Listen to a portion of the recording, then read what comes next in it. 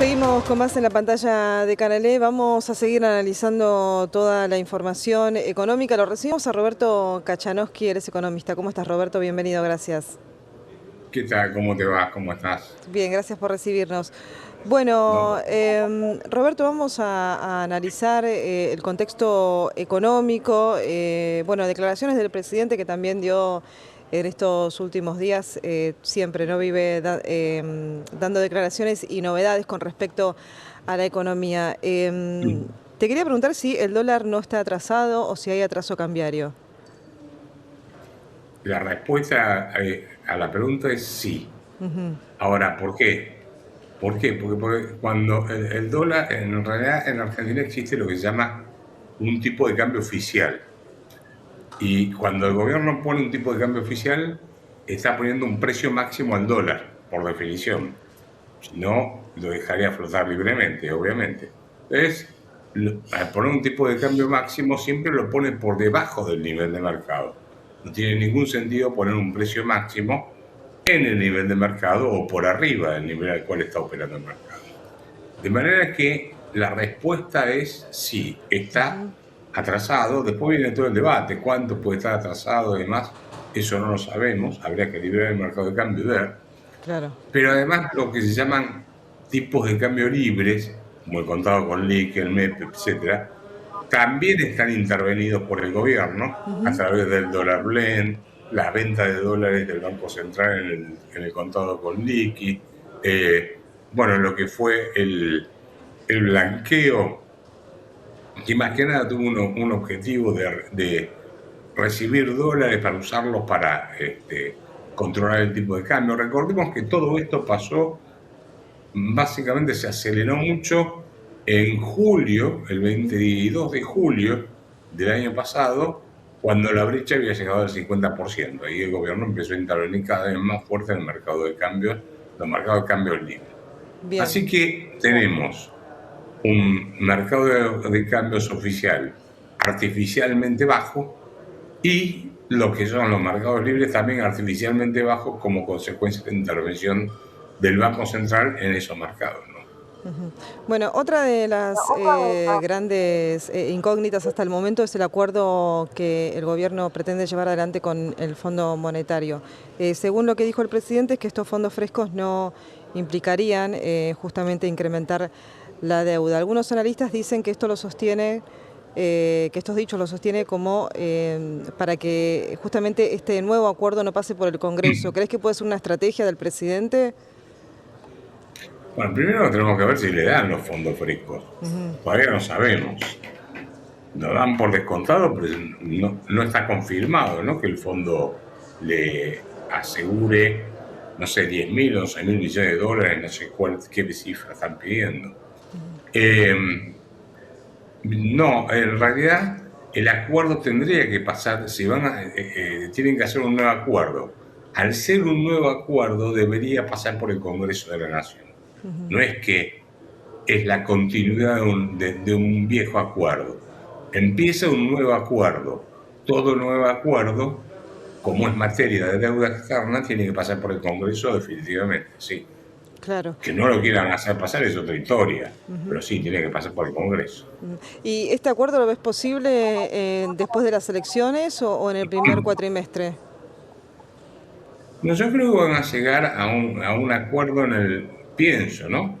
Que lo van a hacer en el primer cuatrimestre, eh, sin fondos frescos probablemente, salvo que Trump intervenga y le diga a las autoridades del fondo que le den otro adicional de plata a la Argentina. Recordemos que Argentina en el 2018 tuvo un crédito del fondo muy importante, pero que excedía por completo la cuota que le correspondía.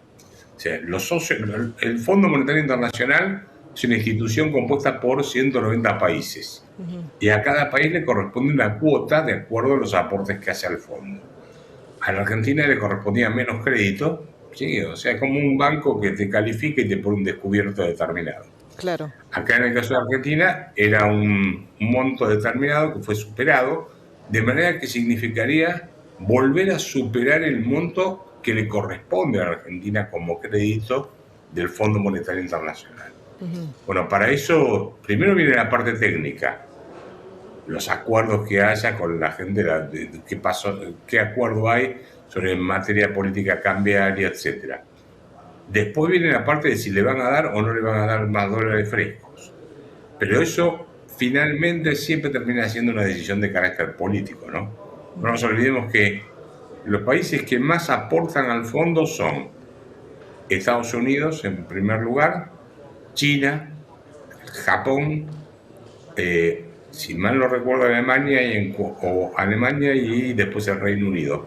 Esos son los 5 países que aportan más o menos el 40% del dinero disponible que hay en el Fondo Monetario Internacional. Pero el mayor peso lo tiene Estados Unidos con el 17%, ¿no? Es más, hasta tiene poder de veto, ¿no?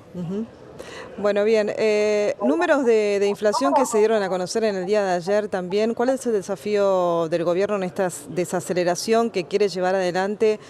¿Crees que va a estar en algún momento la inflación en un 2% por debajo de este 2% que está esperando? Es muy probable porque ellos están usando el dólar como ancla para que la inflación, para que el índice de precios al consumidor se reduzca. No nos olvidemos que el índice de precios al consumidor en Argentina es viejo, desde el año 2024. Sí. Por lo tanto, no mide muy bien cuál es la tasa de inflación o el aumento de los precios de una canasta de bienes determinada. Se acerca mucho más el de la capital federal, el índice de capital federal, que dio 3 y pico, 3,1, creo 3,2, no me acuerdo ahora, en enero, 3,1. Que es del año 22, la última actualización es en el año 22. ¿Y por qué digo esto? Porque vos hace 20 años atrás, por ejemplo, no contratabas plataformas de streaming, por decir algo, ¿sí? O el tipo de comidas que usabas, consumías mucho menos carnes ahora, consumís mucho menos carne vacuna ahora que en aquel momento. Entonces, el índice de precios al consumidor que tenemos es un índice desactualizado, muy desactualizado. Entonces, por eso la gente no percibe muy claramente que ese índice le esté mostrando sus bolsillos, ¿no? Claro. Y, o sea, los índices actualmente tienen más composición de servicios que de bienes, o sea, ropa, comida, etc. Ahora sí, yo creo que van a lograr bajarlo porque el índice de precios al consumidor del INDEC tiene mucho contenido de bienes y al ser transables y atrasar el tipo de cambio te podrían estar frenando un poco la inflación o el número del índice de precio al consumidor. Después veremos cómo sigue la historia. Bien, ¿qué crees que va a pasar con la relación inflación-salarios también, teniendo en cuenta algunas paritarias que, bueno, algunos números que se dieron a conocer de algunos gremios, no sé, un 5,5% en 3 tramos, por ejemplo?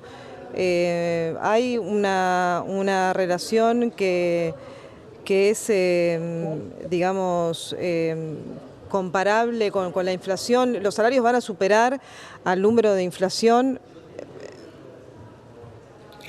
Mirá, por lo que vi, el gobierno estaba tratando de intervenir en las paritarias para que no aumentaran mucho más allá del 2%, 1 o 2%.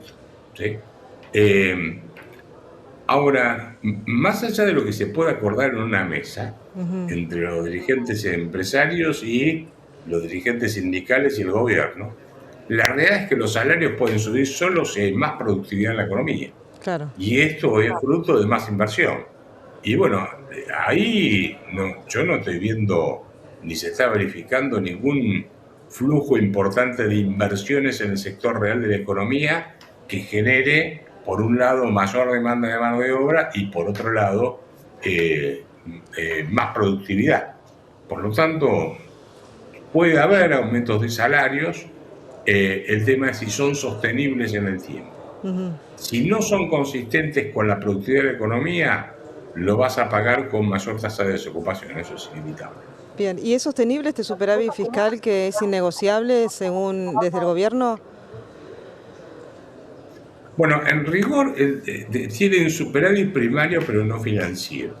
El financiero no están incluyendo los datos o los intereses correspondientes a las LECAPs.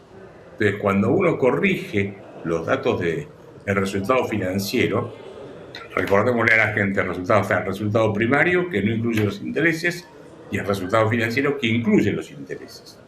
Cuando uno va a ver el resultado financiero y le resta los intereses ya devengados por las LECAPs, en vez de tener superávit, tiene un déficit, y un déficit bastante importante, de 3 puntos de Producto Bruto, cosas por el estilo. Así que yo te diría, primero esa aclaración. El superávit, si es sostenible, mira, ahí hay un tema que no es menor, que es que paralizaron toda la obra pública.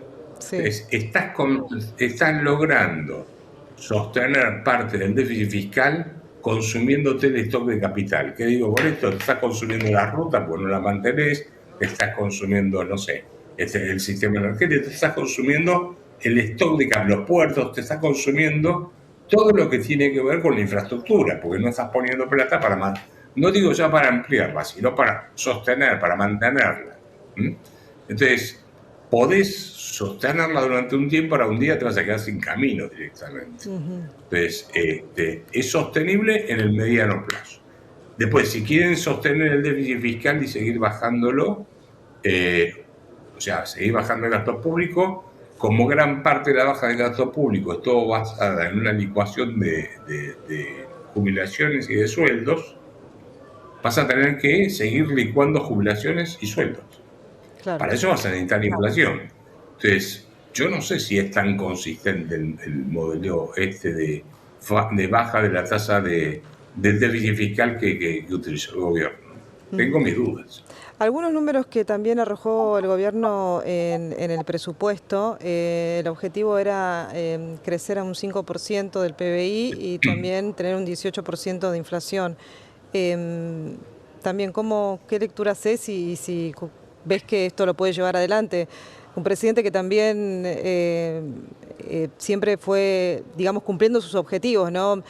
Más allá de que guste o no la forma de cómo está llevando adelante la economía, que en algunos casos puede golpear mucho a los sectores donde se produjeron justamente estos recortes, ¿no? Como los jubilados, la obra pública que recién mencionaste. Pero ¿crees que esto lo va a lograr, este crecimiento de 5 puntos del PBI y este 18% de inflación?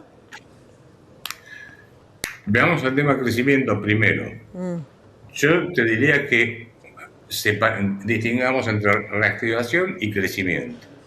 Reactivar es: tengo 2 máquinas, una no la estoy usando porque no tengo demanda, porque estoy en recesión.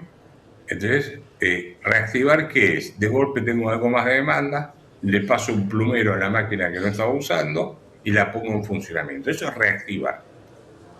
Crecer es: tengo las 2 máquinas en funcionamiento y agrego una tercera. Eso es crecimiento. ¿Qué es lo que yo veo que puede haber? Y puede haber reactivación. Primero porque vas a estar comparando, vas a tener un efecto estadístico, que es, vas a estar comparando con el 2025 con el 2024, y en 2024 tuviste una bruta recesión. Por lo tanto, cualquier número que se te mueva para arriba te va a dar un porcentaje de aumento importante, o más o menos importante. Así que eso va a ayudar. Después tengo mis dudas sobre el resto de los sectores. Por ejemplo, el sector agrícola, ganadero o agropecuario, si querés. Claro. Yo no lo veo empujando tanto porque tiene serios problemas de sequía en algunos lugares. Lo que se estima es que la producción de granos va a estar más o menos igual, en el mejor de los escenarios, que el año pasado, que en el 24. O dicho de otra forma, no aumentaría el volumen de producción del sector agrícola ganadero. La construcción va a seguir parada, la industria está bastante parada, sobre todo con el atraso cambiario, de manera que el turismo está frenado por el atraso cambiario. No hay muchos sectores que te vayan a empujar tanto la economía. Me parece que va a ser más un rebote estadístico que un crecimiento económico, por supuesto no lo veo todavía, y mientras haya cepo no vas a tener muchas inversiones, pero puede haber un rebote estadístico que te dé algún número de crecimiento de 3, 4%, 5% en el mejor de los casos, no lo sé. Eso ya es más difícil de pronosticar, ¿no? ¿Está confiado también en lo que va a pasar en el sector energético, Roberto? ¿En el sector energético? Sí. Sí. En cuanto a las exportaciones.